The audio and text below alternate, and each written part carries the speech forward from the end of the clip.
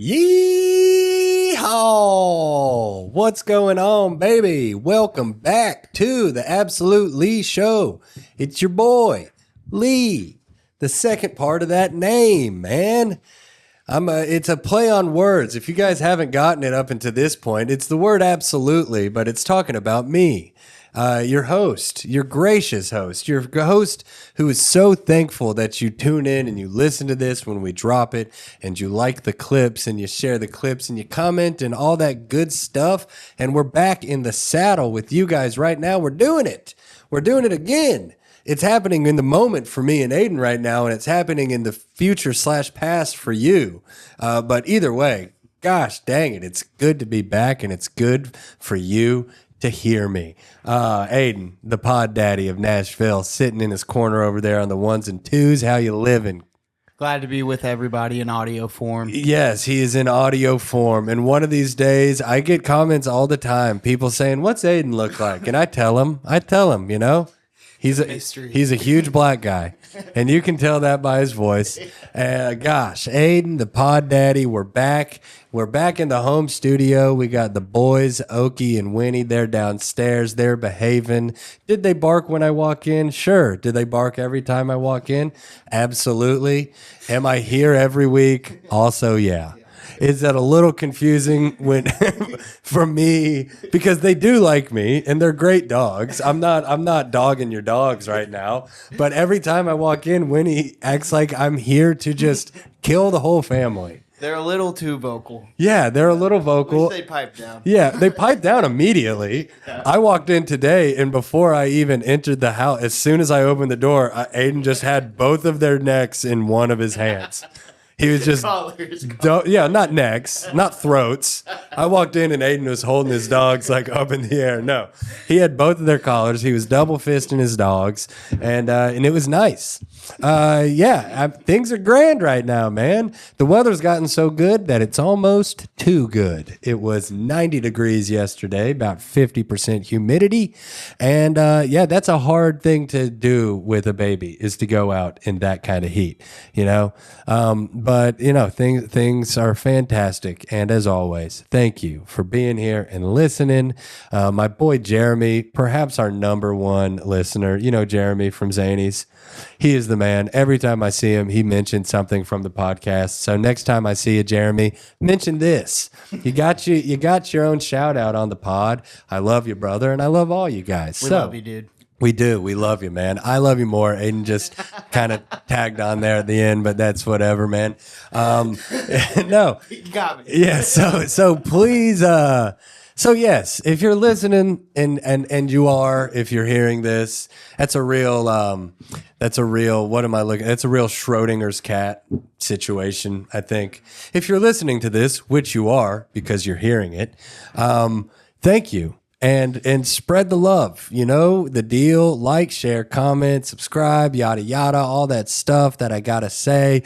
But what we do here at the show that's a little bit differently is we're into the guerrilla tactics. We want you to get out into the world and spread the word in a variety of ways. Word of mouth is king. We've had a lot of options that you could do in past episodes. This time I'm thinking, hey, maybe full billboard. You know, billboards, you know, they seem to be pretty effective. I see a lot of billboards around town. So maybe take a billboard out. If you do that, give me a holler. I'll hit your Venmo account. I'll make it worth your while.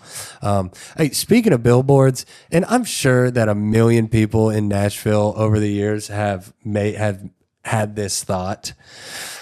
But I'm still relatively new. I'm coming up on 2 years here in Nashville. And there is a business here in town in Nashville, and I think it's specific to Nashville. I don't see them advertising in other places, called Hiller.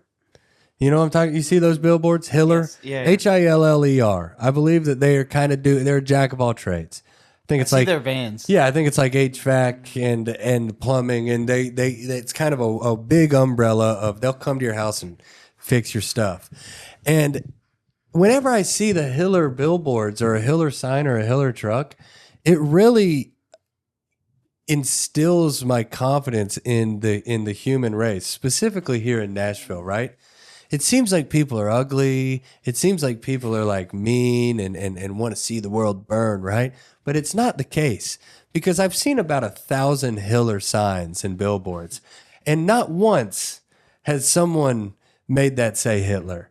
And it would be so easy to do that. It's these big Hitler signs, and they're on a yellow billboard in big black lettering, and there's a smiley face on it. And you could just take a roll of black duct tape and very easily give the little sign a tiny little mustache and throw across, make that L a T. And the fact that no one has ever done that is amazing. That means that the world is not as hateful of a place. Now, and if somebody did do that, I would assume that instead of trying to bring on the Fourth Reich or spread hate, they were trying to be funny. And that would hit me in my bones. I would laugh. The at mustache is a great tagline. that. Yeah, you just throw a little mustache. Dude, you could change the vibe of that sign so much with just one small piece of black duct tape and one long piece of black duct tape. And no one's ever done it. And I'm not saying go out and do it. But if you do, throw a little absolutely up there as well, you know? They say no press is bad press. And maybe that's the case. And this clipped out of context could not look good. I just want to let you know that I'm not down with what the guy did at all. I'm going to go out on a limb here. Hitler is a bad guy. Okay? But it would be impossibly funny if one of the Hitler billboards got changed to a Hitler billboard. So props to the general public for never doing that. And man, we're just carrying on here. Things are good in my camp. I don't know if you're watching or if you're watching this on the tube or you're seeing it on Instagram. You might be noticing that the bags under my eyes are ever growing, and that is undeniable. That is true. The sleep is still kind of sparse. I will admit it's gotten a tiny bit better, but if you're sleeping for 7 hours a night and you're waking up 2 or 3 times within that span, then whatever. You're going to be tired. I'm just kind of operating in that. But we got some movement, man. Big changes coming in the Kimbrell household. Anna is about to switch up careers, man. Really? She's about to switch up careers. I'm so proud of her. She has landed an excellent work from home job. Good for her. Yeah, so it's not gonna be much of a pay cut at all, and she's gonna have benefits. So she will be working from home for a wonderful company that I barely understand what they do, but she'll be good at it. Whatever she's going to end up doing, one thing that I know for a fact is that she will become excellent at that job. And it's just going to change our lives so much. I mean, it's hard enough. I brought up the sleep, man. Sleeping with a new baby, it's sparse as it is. And then you throw in the fact that 3 nights a week, baby mama is a nocturnal creature. I mean, if you stay up from 6 p.m. until 8 a.m. the next day, that's going to throw anybody off. And that's just what Anna does 3 nights a week anyway. So then she comes home and she grabs a couple hours of sleep during the day. And it's just been really hard on her, man. It's been really hard on her. So it's just going to be awesome we'll have her at home all day. And it's like, she'll be working, but these work from home jobs, you're not clocked in at an office from 9 o'clock to 5 o'clock with someone breathing down your neck. It's like a little bit of movement, So I'm still there. I'm still going to be dadding it very, very hard, but it will just be so nice to have her really at home every night. Yeah. That's the game changer, man, because I've just really, and it was and is the greatest privilege of my life to kind of play this stay-at-home dad role for half of the week, and I wouldn't change anything, man. I've learned a lot about myself. I've learned a lot about my daughter and parenthood in general, and I've learned a lot about my wife and marriage and how to navigate that and make it work. But oh my God, having 2 sets of hands every night at the house to do bath time and to do dinner and to do all this stuff. Oh my God, we're so pumped. We're so pumped. And she's going to stay on at nursing in some capacity. It's a PRN position. I don't know what it stands for. Don't ask. But she'll be like covering shifts. So she'll go in once or twice a month, stay sharp as a nurse, because she loved that job and she was great at it.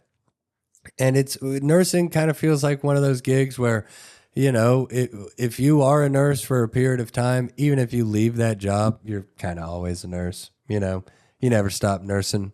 And you definitely want a wife who's good with that kind of stuff. And she is. So, no, just a huge shout out to Anna. She's killing it. And it's a big move for our family.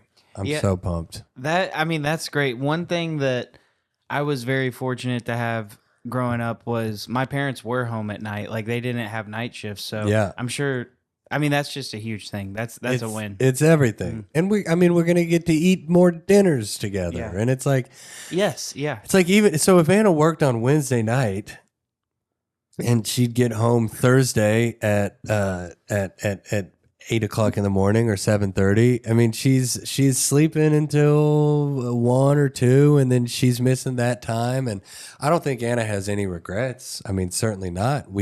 She helped our family so much by, bringing in some bread and having our benefits, because things are going well in my career. But one thing that comedy never gives you is health care. Most Americans don't even have it, especially if you're a stand-up comedian / podcastier. But I'm just so pumped about that, man. Anna switching it up. Gonna have a little laptop wife. That's very exciting. Yeah, I know, man. It's so sick. It's so sick. So we're geeked about that. There's a lot to be geeked about in the baby front, man. Dada has hit the airwaves. Yes. Dada has hit the airwaves. Frankie is saying Dada, man. And it's not exactly like eye contact, you're Dada, but it's getting said. And whenever she says it, you bet your butt that I'm getting down in her face and going, yeah, Dada, that's me. I'm Dada. And rarely is it Dada. It's normally da da da da da da da da. But Dada is around.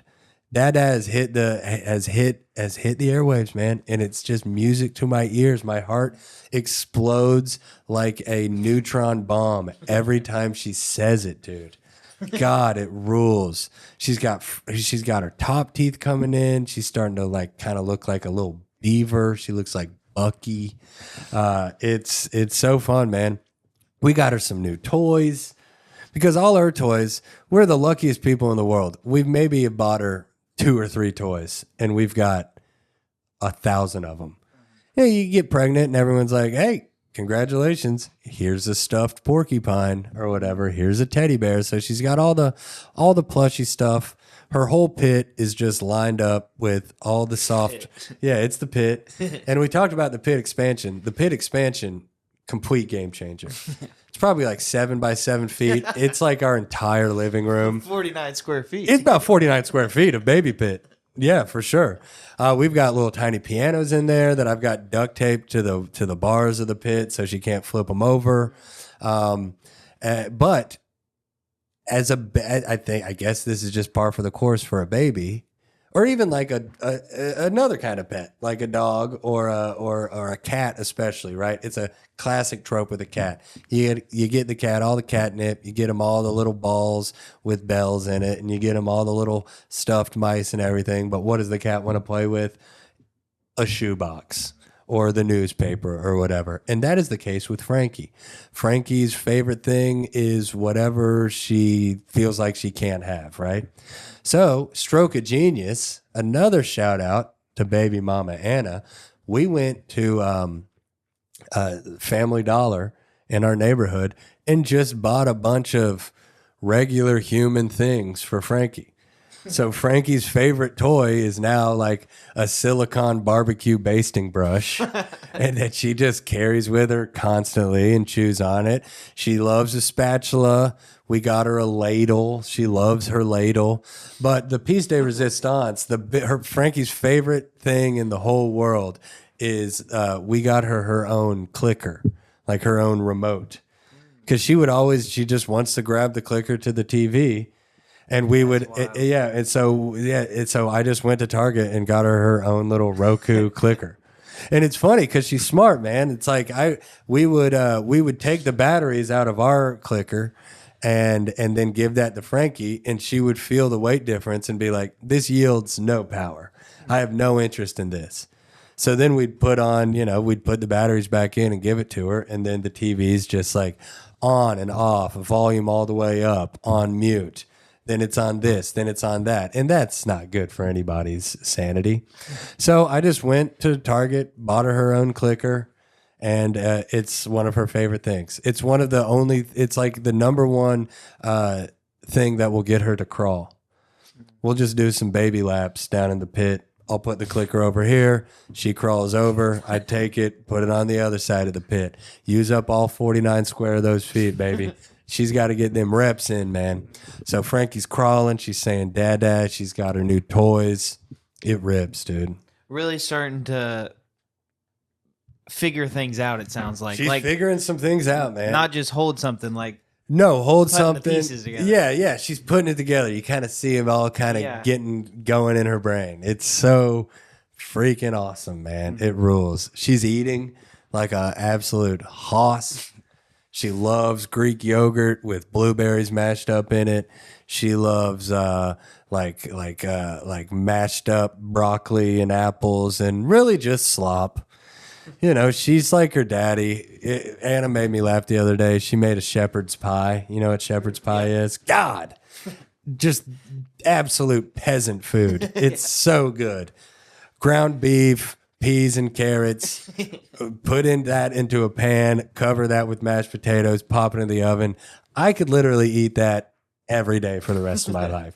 And I have. And your ancestors. And I'm so good. No, I don't want to say I'm from peasant stock because I'm not. Most people are, though. Yeah. Everyone was a peasant. That's definitely not a dig. You go back like 100 years ago, all of our family members were just like complete peasants, just trying to get by. And if you weren't, and you're part of one of those unbroken global elite bloodlines, you're definitely not listening to this podcast. So that's fine. But Anna made me laugh. She goes, I knew you'd like the shepherd's pie. And I was like, why do you like that? And she goes, because your favorite food is just slop. And it's true. I love gumbo. I love stews. I love, a burrito is good, but you know what's better than a burrito? A burrito bowl. It's just a deconstructed burrito. Slop it in a pot. That's what I want to eat, man. So I do. I'm a slop eater, and so is my baby. And we've been eating good, but not too good. I don't know if you notice, but I don't hate my body as much these days. That's great. Not as much. Did I say I don't hate my body at all? I didn't say that. I definitely didn't say that. Are my nipples perpetually hard? Sure. It's fine. What are you going to do, though, man? The AC is on in here. What is it? It's cold. His nipples are hard, too. And your nipples are hard listening to this. And that's good. How's your health going? You feel all right? You look pretty good. Consistency is the hardest part about anything, I think. Yeah, for sure. I'm trying to get, my new thing is trying to walk at least... Not just like in steps, but intentionally walk more than a mile at a time. Huge. Like at a day. Yeah. So again, where do you walk? Consistency. We'll see. 2 laps around this is like a little over a mile. Love so that. I'm just trying to do 2. Love that. At least that. Sometimes the most I've really done is like 4, but that's it. Yeah, 4 laps, dude. Guys, and getting that's after walking. it. That's walking too. Yeah. Well, you know what, man? I might not run for the rest of my life. Yeah. I'll put it out there right now. I'll probably never run again. I might jog. You throw me out there on a pickup basketball court, I'll run for you. But there's not one part of me. I just know that about myself. you get to a certain point in your life where you're just like, you don't want to get complacent and get lazy, but I'm just like, hey, brother, I'm not a runner. You're not going to catch me running, man. I will walk until the wheels fall off, man. I love walking, especially now with young Francolini, dude. I'll hit the walks, baby. I walk all the time, and I'll walk with her strapped on my chest. That's a weight vest that moves. You know, I can't remember if I said this last week or not, but she's 20 pounds. I carry her all the time. That's like that's like carrying around a 20-pound kettlebell all day and like moving it around and strapping it to your chest and throwing it up in the air and changing its diaper. It's nice, dude. It's toned up my left arm a little bit. It's completely jacked up my wrist, but And what are you going to do? You want to be able to do those things. Totally. Well. Yeah. Yeah, that's the name of the game. Is just like, I don't, And for years to come. for as long as I possibly can. I want to be like my dad, dude. Mike, shout out Mike, 70 years old, getting around, playing a couple rounds of golf a week, going on walks. If my boy stretches, he stays limber. Molly, maybe less muscle tone on her than anyone on the planet. Her wrists are this big around. No, she looks great. The weight is down. She looks great, but boy, she lives a docile lifestyle, man. Oh, my mom is a cat. She would just sit on the corner of her couch. Dude, she reads like 2 books a week. Yeah, so she reads and she pops the top on a White Claw. I mean, earlier and earlier. She's like, some people say it's 5 o'clock somewhere, and my mom's like, it's 2. It's 2. It's Wednesday. Got a pregame to go to Giuseppe's, No, but things are good. And the front, I got to see them. Fam came down, hung out for a little bit. Namely, Steven, my little brother, Absolute Steve. He is the man. I just love him so much. Frankie loves him. He's at our house right now. I'm about to leave here and go and hang out with him again, which is just the best thing in the world, man. And she lights up around him. I've talked about this before, but it is this weird thing where it's like, somewhere in Frankie's like reptile brain, I think that she can see my brother and realize that we are connected, because she's a very friendly baby. She like makes every little old lady's day every time we go to Kroger. And I lie. I'm like, she never does this. That's a good lie. lie. Oh, it's a good lie. Yeah. You don't want to be lying, but it's like, oh, man, I go to Kroger. Dude, at this point, Frankie is like a little celebrity at the Goodlettsville Kroger. I swear to God, dude, I walk in, my bank is in the Kroger. Like I bank with Truist, and the closest Truist to me is just inside of a grocery store, which is actually about as convenient as it gets. Mm-hmm. Yeah, I'm a big fan of it. But whenever I go in there to, deposit some checks, baby. Dude, I walk up, everyone at the bank comes out. What's up, Frankie? All my little friends, all my little girls that are not little girls, they're all old, but that work at the USCAN, they know Frankie on a first name basis, and Frankie just gets to absolutely flapping, dude, just working both arms, giggling, squawking, and every single person, I just go, man, she must really like you. She doesn't do this. I had an old lady at Kroger almost cry the other day. Literally, we were waiting in line at the USCAN, and Frankie was just hamming it up with this old lady behind us. So I turned around and just let her get the full experience. And I mean, this grandma even asked, she was like, "Can I touch her?" And I was like, "Sure, lady, get after it." So she's like touching Frankie's face, and her hands are shaking, and Frankie's just giving her all the love in the world.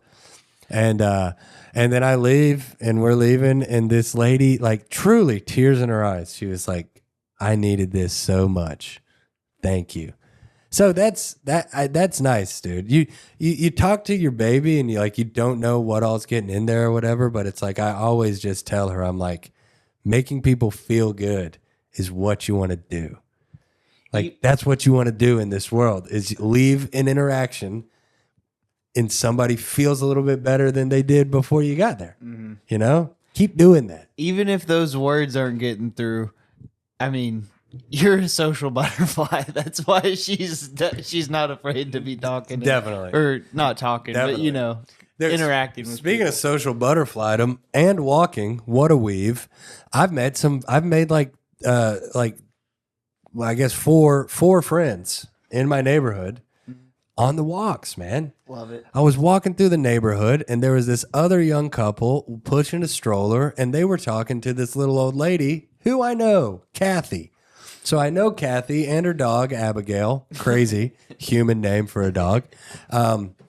And Kathy waves us over, and now I'm talking to them. And now Josh and Allison are my friends. It's wild. This Josh guy, guitarist in Gretchen Wilson's band, and they're just out gigging. And his wife is a nurse. Just crazy mirror life, and just a great guy. He lives in my neighborhood, and I was doing some laps with Josh and his baby and my baby, and he's pointing out all these houses. And my little neighborhood, it's like artist heaven. It's like half of Morgan Wallen's band lives there, and Gretchen Wilson's guitarist lives there, and there's all these singer-songwriters and live there, and it's like just this modest little neighborhood, and yeah, cool little spot, man. I love it, dig it a lot. That's Nashville. That's Nashville, buddy. Ain't that Nashville, man? Yeah, baby.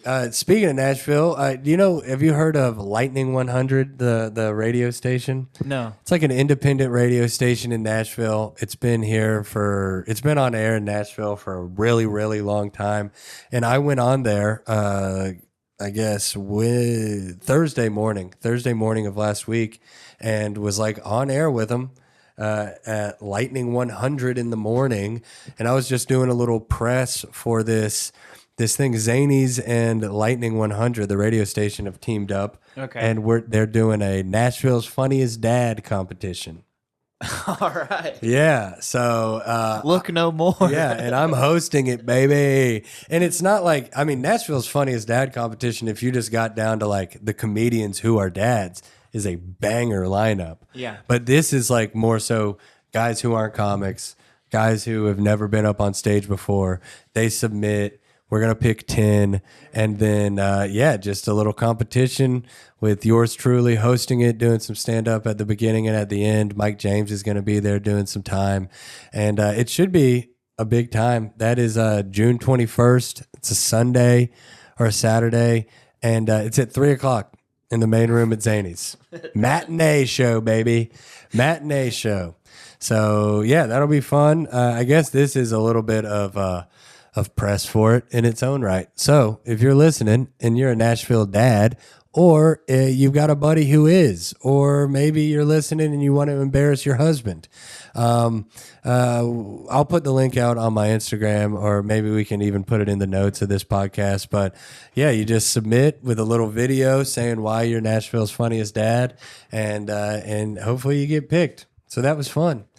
Going on live radio was a crazy experience. That's a whole different muscle. Yeah, I was gonna say. So were there breaks and everything between you guys? Couple little breaks, but no. I got there at like 9 o'clock. We went on air at 9:30, and we were on air from like 9:30 to 9:50 with one break. Really, you want to talk about podcasting is hard. Those radio DJs who are still doing that, just terrestrial radio, that is a serious skill set. To just keep it rolling. There's really no chance to be like, think of something to say. Just keep it going. But I had a great time. The guy, Jason with Lightning 100, he's been on air with them for like 15 years, and he was a real pro at it. And me and him had a good little synergy. So they invited me back. I might be going on to Lightning 100 a couple times a month. Yeah, I was flattered that they asked me to do it, and then they were like, we start at 6 a.m., and I was like, all right, well, thank you for asking, but probably not. But yeah, who knows? Any opportunity to just like stay in this sphere of entertainment or whatever, and just blab, just flap my gums for a little bit of cash. I'll do that. Yeah, I'll do it, man. You see the shirt, little Goodlettsville Farmers Market. It's up for discussion whether this shirt was designed for men or women, but it doesn't matter, man. The Goodlettsville Farmers Market. It happens from 3 o'clock until 6 o'clock every Thursday over at Moss Wright Park, and my wife and I just discovered it, and it is heavenly. It freaking rules. Go over there. Get. We talk about it on this podcast a lot. Just kind of the fear of all the weird stuff that is in our food and all the pesticides that are used and yada, yada, and preservatives and all this stuff. If you got a farmer's market near you, you can kind of cut out the middleman and just go and get it straight from source. And, we bought a bunch of good bread, and there's a butcher that comes there, and it's just like all this like choice cuts of meat and moderately priced, might be a little bit of a upcharge, but it's worth it to be eating a steak and be like, I'm pretty sure that this cow has mooed before. Yeah, and the color's completely different. It's wild. It is nuts. I don't think you'd be surprised that Summer loves a farmer's market. Oh yeah, you don't say. Oh dude, Summer should go to the farmer's market and get a booth. If I might do a little bit of advertising for Summer. Okay, last episode I was drinking her tea. And dude, she's made this stuff for me a couple times, and it is legit like changed the game for me. This is just sugar and coconut oil and essential oils for like smells or whatever. But she makes it for me, and it's like my favorite thing that I use on my body. Seriously, I use it every single day. She re-upped. She's got me 3 different jars, man. Geranium and grapefruit. What's even geranium? Sandalwood and vanilla. I'm over here rocking a little lavender. It's just so good. It's clean. It's healthy. There's no weird stuff in it. It's like you start reading the back of your shampoo or body wash or whatever, and you can't pronounce any of it. Yeah. And, not to be one of those guys that's like, everything's poison, but everything kind of is. Everything kind of is low-key poisonous. And but that's just the good stuff. That's just a little bit of an essential oil, sugar, and coconut oil. And brother, don't close your eyes and imagine this, but I use it on my entire body. It exfoliates. It exfoliates. Are you kidding me? Dude, it's like, I love it so much. I'll shave my face. Just hit it with one of these. Shave my entire head at the same time.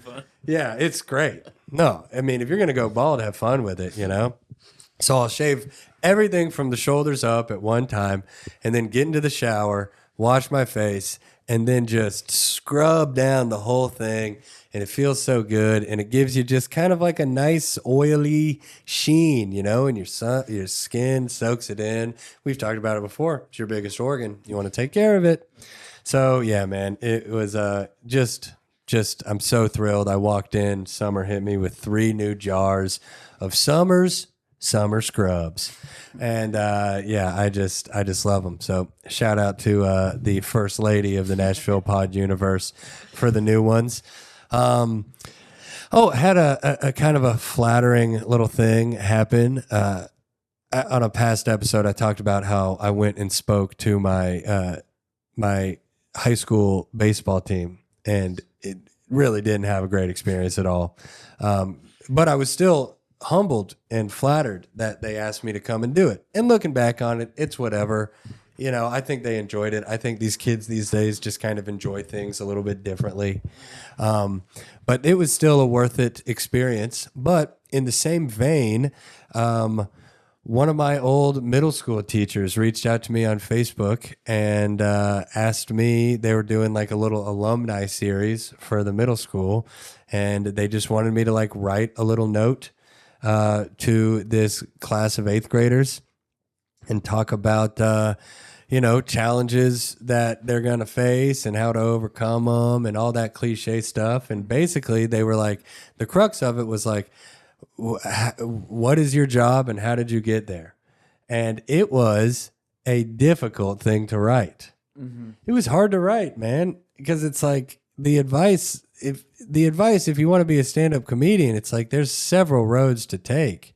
And that road has even changed since I begun, right? Yeah. It's like the best case scenario, if you want to be a stand-up now, it's like post online, get some traction doing something that's not stand-up, get a little bit of a base, and then try to figure it out from there. I don't know how long your shelf life of a comedian is going to be if you do it that way, but that is the way. Yeah. But it was hard to write because you want to toe the line. You don't want to tell these kids college is a scam. It's like, just follow your dreams and risk your life and livelihood for a decade, and hopefully it works out for you. But I think I navigated it pretty well, where I was just like, hey man, like the world that you live in now is a completely different world than I lived in when I was in middle school and coming up. And it's like some of the challenges that these kids have in middle school now, I don't know if I would have been able to like overcome, Like, I mean, both of our heads are already spinning with how fast the landscape of everything changes. With AI and the economy and yada yada and all that. Just imagine being 13. Like, I can't fathom it, Yeah. But I just told him, I was like, even in the thing that's going to be printed off and like hung up in the hallway, I was like, focus on the real things. I didn't want to just like beat it down their throat because they just roll their eyes every time they hear someone say it, even though it's true. It's like, social media, your phone, it's just not the way. It's just not the way. But all of them probably want to be a YouTuber or stream on Twitch or be an influencer. And I was like, go for it, but you've got to prioritize the things in your life that are real, your friends, your family, set goals for yourself, like your personal health. I hope that it hits at least one kid in the heart and it's like, oh, that's kind of useful, Yeah. That's somewhat useful, because there really is no escaping it. Like if your advice for an 8th grader is like go off the grid, then you're just setting that kid up for like a really strange life, Yeah. right? Yeah. Going off the grid is definitely not the right answer. So what did you say? So like if you... I just gave him like a brief idea of like what I do. I harped on like relationships and community. I was like, some of my friends from Southern Middle School are still my best friends today. I've been in their weddings. I've held their kids.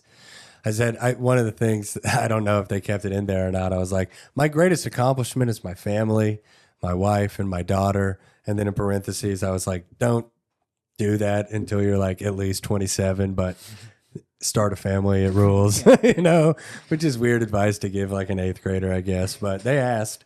And then I just told them, I was like, when I was at Southern Middle School, oddly enough, I fell in love with like public speaking. I spoke at the pep rallies. I did student government. I spoke for the student council. I gave the commencement speech at my 8th grade graduation, and something about speaking in front of a large group of people just kind of turned something on in me. I liked the challenge of it. I liked the sense of accomplishment once it's done and you're over that hump. I was like, I went to college. Don't regret it. I had a job for a little while. I was in sales. I was a teacher for a little bit. And then I tried my first stand-up comedy open mic. And it was the first thing that I ever felt like I could actually do for the rest of my life without, being claustrophobic and depressed. Yeah. But then it's a hard thing to say too, because it's like, you don't want to tell these kids that like, going to school and being a teacher or going to school and being an accountant or whatever it is, a firefighter, whatever it is. It's like those are lives that you can lead that are so fulfilling and wonderful, but it just wasn't the case for me. And I told them, I was like, hey man, everyone in my life was really worried about me for a long time, and they were right to be worried about me. I was kind of listless for a long time. I didn't have any money in my bank account, but hey man, between working really, really hard and getting lucky in a couple ways, it's like my form of luck came from meeting Theo and getting on that tour and saving up all that money enough that I could like breathe a little bit, and I don't know. I think it was overall pretty good advice. Man, my heart honestly just breaks for kids today. So hard. So hard. It's like you're on your phone. That's your whole. That's what being social is now. You know, social media. They've just beelined on the word social, and that's how people are kind of being social these days. And I think it's just breeding people to be weirdos, man. Yeah. I mean, we're all guilty of this, but there's definitely things that I think is more normalized for the younger kids, and it might be like, and this is just a small example, and Yeah. and again, like I'm probably guilty of this, but like posting on your story to tell someone something instead of just reaching out to them. Yeah. And that is like, there's the social aspect about it, but there's also like, I don't know, even a text seems better than the story, but that might just be my bias to my generation. Totally. As well. But and then you go down one more where it's like a text versus a phone call. Right, exactly. You Yeah. feel it's so strange. Not everyone in my life. There's like a handful of guys that I'm on the phone with pretty regularly, Yeah. but like my mom says it. Whenever I call my mom, she's like, "Why did you call me on my texting device?" You know? Or every time my phone rings and I see it's my mom or my dad, I'm like, "Oh God, someone's sick. Who died? I've got to go to Lexington. You know, dad's in the hospital or whatever." And it's just not, it's not the case. I don't know. I do enjoy a nice phone call. You and I'm on the phone with you Yeah. a couple times a month. It honestly, it's great with clips too, being able to just, if I like, well, the last time that's how it started, turns into another thing, but like Totally. I love being able to do that. It Yeah, helps with totally. clips for sure. Oh yeah, for sure. It's so much easier. And it's weird. I don't know, not to just harp on phones too much. And I've talked about this a little bit in the past, but like, dude, not that long ago. Okay, so right now, because of our phones, I mean, I think Aiden might be talking with someone like right now. You know, like you're listening to this, and you might be in a full conversation with somebody texting. You with group texts and everything now, it's like you can be in contact, real-time contact with 10, 12, 15 people at the same time. Not that long ago, call it 40 years. If you were in contact having a conversation with 15 people at the same time, you would have schizophrenia. That's what that is, right? Yeah. So now how can our brain tell the difference? Mm-hmm. Did I talk about this last week? I can't remember. No. No, I don't think so. But it's like our brains can't really tell the difference. But it's weird. Like our brains haven't been able to evolve as quickly as the phone technology has been able to evolve, right? So our brain just knowing that it's a possibility to just like talk to your grandma, talk to your dad, talk to your friend from high school, talk to whoever it is at any point in the day. It does kind of like skits you out a little bit. I don't think our brains can tell the difference between like having a conversation with somebody in our head and have it not be real versus this like digital thing where you actually can do that. Like a homeless person is just a guy without a phone, you know? Yeah. Like he's just firing off tweets and sending emails and talking to his dad in his head. Like that's schizophrenia. That is an interesting perspective. I mean, I've never really thought of the way I've always thought of like a group chat or something is like kind of having everyone in the same room. But Yeah. there's also so much delusion in that because if everyone in the same room was in the same room, I should say, not everyone would be heard. It's not how a conversation goes. Yeah. Here's a question. If you say you're in the shower or you're at the gym or whatever, and you come back to your phone and your group chat blew up and there's 40 texts, are you going back and like reading all of them? Are you getting caught up with the group text or are you just jumping right in or just saying, I'm sitting this one out? Because I'm not going back and being like, well, let's relive the last 25 minutes of this conversation that my boys were having. I'm just not doing that. Yeah. I don't know. Maybe that makes me a bad friend. I don't think it does. I don't think so. I think it's a guy who's just like trying to stay sane. I mean, I've definitely gotten caught back up, but at a certain most of the time now, if it's more than it's like, what are we doing? What Like, are we doing? Like I'm not gonna, yeah, like you said. And some of them are fun, man. I'm in this. You guys know what the TLC is, the three-letter crew, all of my boys. Well, there's a group chat right now called the TLC DILFs, and it's all of the guys of the TLC who have graduated to fatherhood. And that one is lit. That's a group text that I really, really can get behind. I'm in a couple.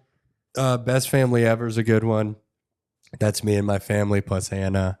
You know, and I'm not like demonizing the whole thing, but it just does feel like from the onset of the smartphone until where we stand today, it feels like a net negative. It doesn't feel like it has done more good for the world than it has done bad.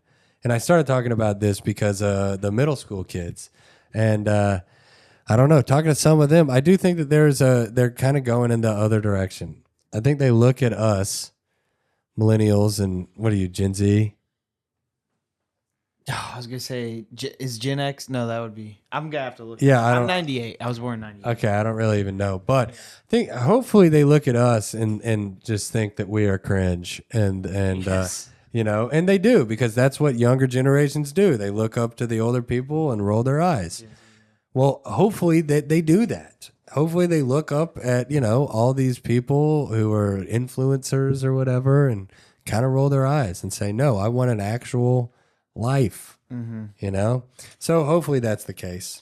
Hopefully. So you think it'll be similar to like the cigarettes and tobacco, like because that's kind of what happened. It was huge. We saw the people get sick, Yeah. and then people. Well, But it's still there. It's alcohol right now. Oh, the alcohol industry is on fire, dude. It's on fire. Kids aren't drinking anymore, and I think that is in part. Who knows what that is? Hopefully it's not a bunch of kids who saw their parents be drunk idiots, but I think it has to do with like some of the stuff that's gotten into culture. Like, dude, we were at the beach last summer, and me and Anna were showing all my little cousins who are like early 20s. We were showing them Jersey Shore, and they were like, this is the worst thing I've ever seen in my life. You know, look at these drunk idiots. Yeah. So yeah, people just aren't drinking as much anymore. I think that hopefully they're like a little bit more health conscious or whatever. But on the other side of that, it's like, yeah, they're not drinking anymore. Everyone just eats mushrooms every day starting at like 15 years old. I do think there is a little bit of the health consciousness there, but I think it's more of like, you know, like if you black out, you're going to act crazy, and now they will be filmed. Whereas like That's nailed it. Yeah. If I black out and lose control of my faculties, then my Instagram story is going to be brutal the next day. And I used to do that in the early days of social media, like in the Wild West of it. yeah. My God, I'm so glad I didn't have Instagram in high school. I mean, I would have gotten in some serious trouble, you know? But no, yeah, it's been mostly positive, this podcast. I'm not trying to harp on it. I just sat down to write this little letter to these 8th graders, and I was really thinking, and I was like, God dang, I don't really know what to tell you guys. Good luck. Be fast to adapt. You know, be an easy adapter, because the world's just changing really, really quick for these kids. I mean, what jobs are they going to even have? Not to be a harbinger of a doom or whatever, but it's like a lot of jobs are disappearing.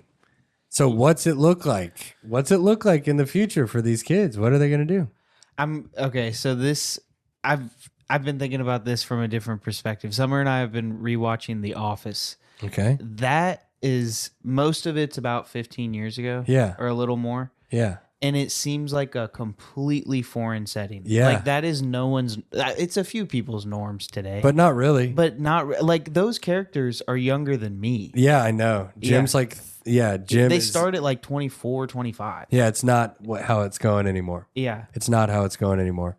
It's weird. I saw this thing talking about the movie Superbad, about how that movie might as well have been filmed in the 1980s, dude.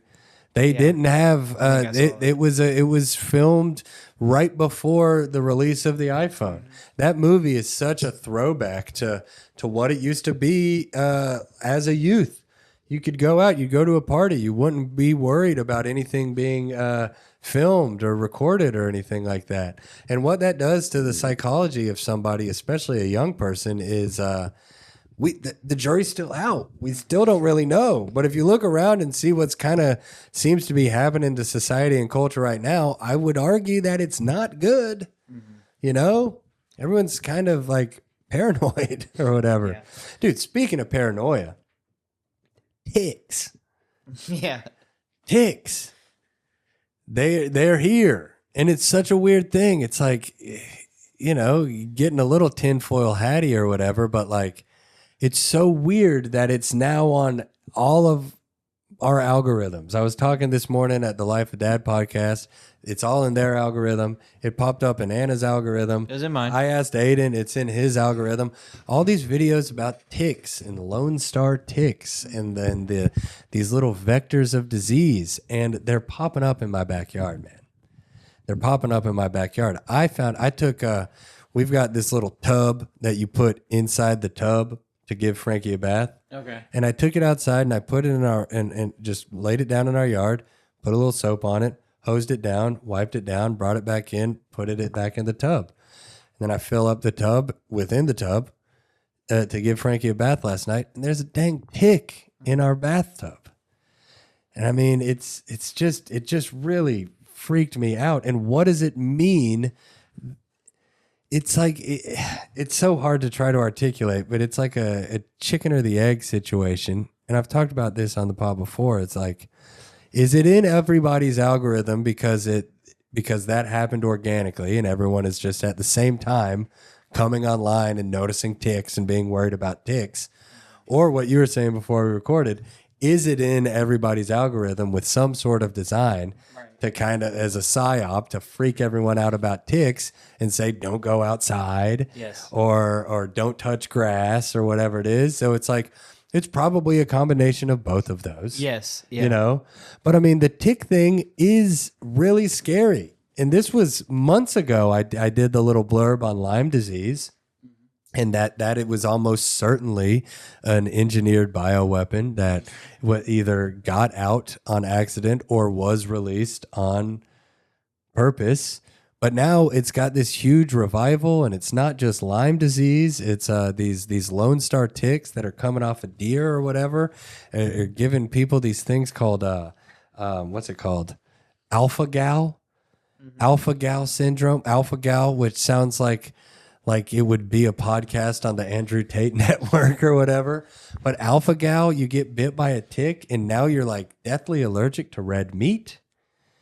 And I mean, to the point where it's like you take a bite of a hamburger and you start breaking out in hives and you're in crippling pain and your throat starts swelling up. And it's like, what in the hell is that about? Right. You know? And I mean, there's really no way to combat ticks. They're so tiny. You can't really fight them. One thing that I've found online is that you want birds. You want as many birds on your property. Birds and possums. Shout out to birds and possums. You know how I feel about a possum. I'm feeding them. I want a possum. I might have said this before because I love it, and people hate possums. Yeah, we've discussed this. Possums need a new PR guy. Yes, they do. Possums have a bad rap. And they can't. They're a little greasy, and they look, they all look like burn victims. Yes, yeah. They're very unsightly. They hiss. They got teeth. The whole playing dead thing makes them hard to trust. But no, possums are great. I love an opossum. They say a possum can get one possum will eat 5,000 ticks. Really? So that's a great thing to have around. God, I'm about to go get me a couple possums. Just keep them chained up in the backyard. No, but so possums help. You want the woodland creatures to eat the ticks, but birds are huge. So I am slowly and surely just fully turning into my father. My dad, you guys, it's well documented on this podcast. My dad is like Dr. Doolittle. He's like Snow White. We've got mass bird feeders. He's feeding the raccoons. He's feeding the possum. He's feeding the deer. But I went to Home Depot, got me a new bird feeder, set that up, sprinkled it throughout the lawn, and also the turkeys in my neighborhood. They're great. Yeah, turkeys are great for it. And turkeys apparently love unsalted, uncured peanuts. So I went and got several giant bags of those and filled up my backyard with peanuts. And now there's turkeys all over the place. And it rules. So I'm fighting the ticks as hard as we can. But I'm not going out to the grass and out into the woods. That's an important part of my life. Like I have to do that. So ticks be damned. I'm going to go out there and I will keep my eyes peeled.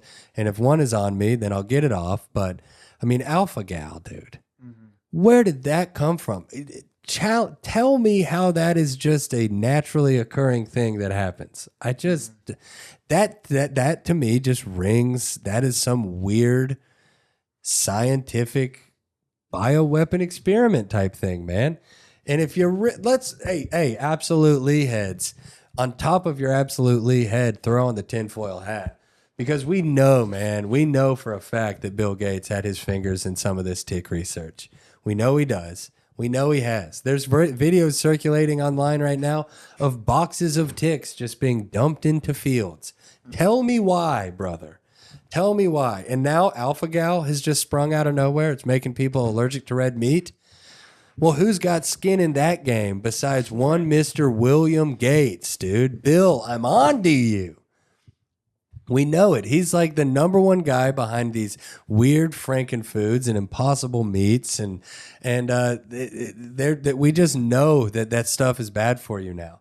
It's just filled with strange seed oils, and it's all soy based, and it's chemicals and preservatives to give it its meat like taste. And they've got this weird thing that they make, dude. It's like if you want to be a vegetarian, go for it, but then you don't eat a burger. They've got this thing, it's called heme or something, HEME, and it's this stuff that they put into the Impossible Burgers to make it bloody. Oh. It's like that's part of it for you. You're a vegan or a vegetarian, but you need your fake hamburger to bleed? Sorry, man, that's weird.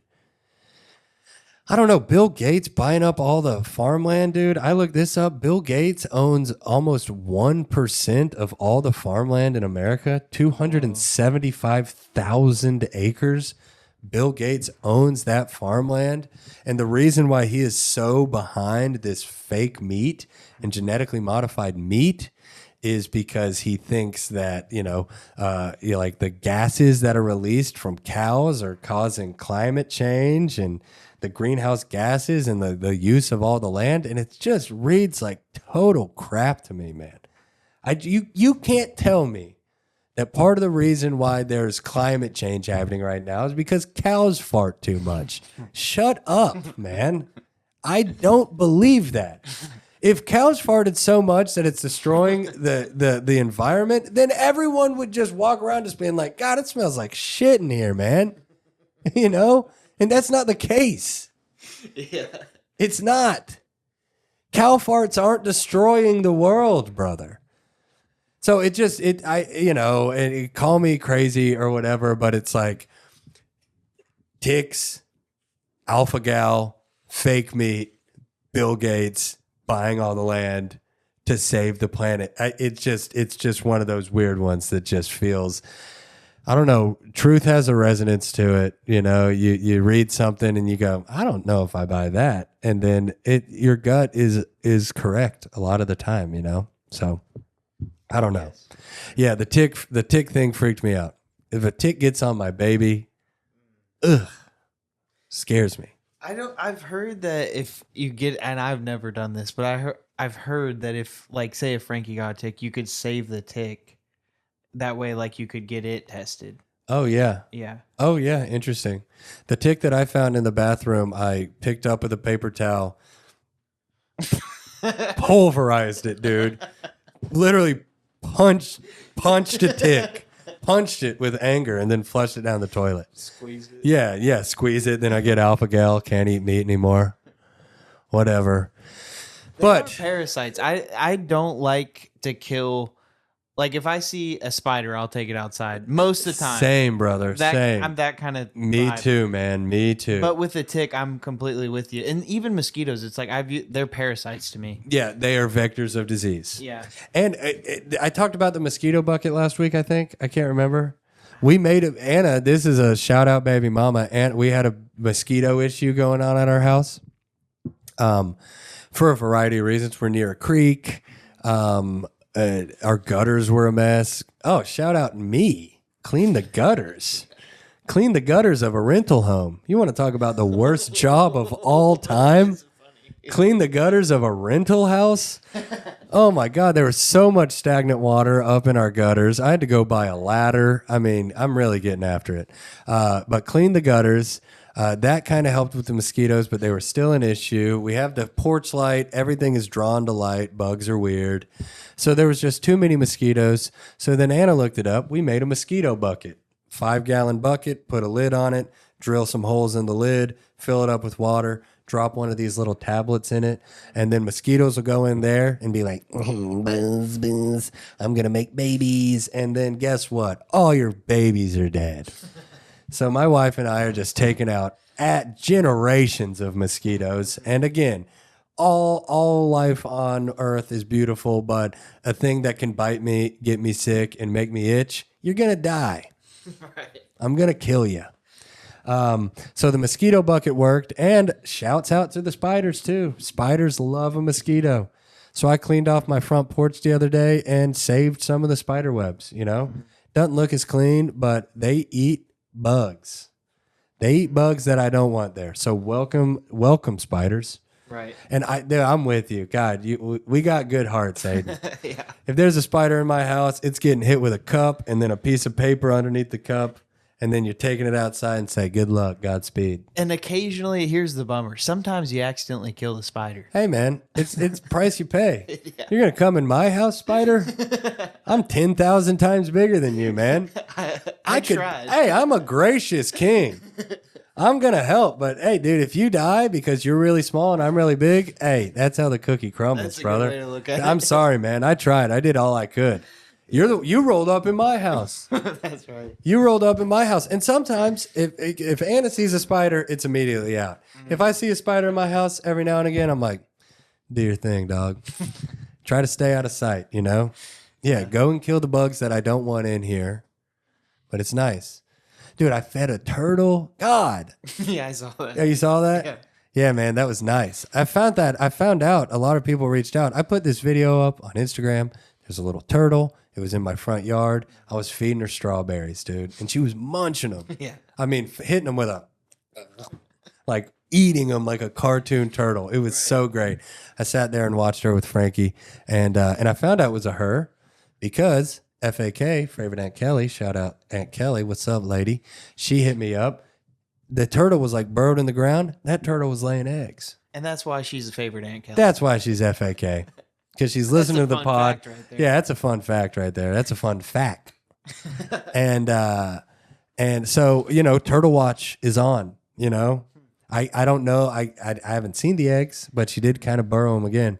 But fingers crossed I got some baby Franklins rolling around in the front yard. That would be a blast. Yes. Give me some baby turtles, man. Yeah, we got turkeys. We got turtles. We got spiders. We got skinks. We need some more possums. These possums got to get with it, man. If I get allergic to hamburgers, I'm going to lose my mind. Yeah. It can't happen. It's my favorite food. It's the only good food is red meat. Yeah. I love it so much. So I can't become allergic to it. And I don't know, be on the lookout. Don't get scared of them. Go out into the world, soak up some sun, feel the wind on your skin. Pull a Drew Barrymore, go laugh in the rain like a psycho. But yeah, check your body. Check your body. You don't want no tick. You don't want Lyme. You don't want alpha gal, which is such a weird name. Also, eucalyptus, mint. These are good options. These are oil wise for ticks. There we go. Anna told me that. And shout out Summer again, sent me home with some eucalyptus oil a couple months ago. So you know I sprinkled that on the front porch. Yes, yeah. I'm just out here just playing house, man. Yeah. I'm playing house. We're all just playing. Right. Yeah. Everyone is just acting like a person who understands what's going on. And give yourself a break. I'm just playing house. It cracks me up. I wake up every morning. There's just a baby in my living room. What? I'm in charge of it? Just get by. Get by. Try to spread some kindness. Be nice to a little old lady at Kroger. Fist bump the nonverbal guy who works there. It just be good. Aiden and I are good. You're listening to this. You've got the good in you. I bet you're just good. Jeremy's good. He's got the goods. Jeremy's got the goods, and we all do. And I love you guys very much. Aiden, you got anything before we get out of here? Shout out to your new brother, bald brother, Thomas. He was inspired by you, and he took the leap. Did he really? He did. Oh, my God. And he didn't even get arrested on the Tampa trip. So that makes me so happy. Good job, Thomas. And the Chrome Dome looks good. Got a lot of bald disciples out there, and I'm proud of you guys. Just let it go, man. That's another thing. Guess where a tick's not getting on me? My head. That's right. Yeah, because they burrow in your hair, and they can't do that if they don't have hair. So, yeah, I love you guys. This was a fun one. Aiden, thank you as always, brother, and we will see you next time. Peace.